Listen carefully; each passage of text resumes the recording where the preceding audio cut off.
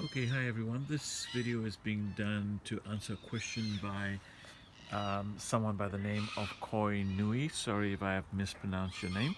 And the question was whether any counter pressure had been applied underneath the solar panels to prevent its movement, or whether the panels were lying loose. So it's traveled over 5,000 kilometers and it won't budge even a little bit. It's completely solid.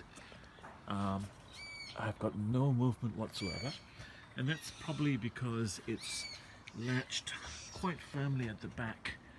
Let me see if I can zoom in right to the back. I'll try and zoom in.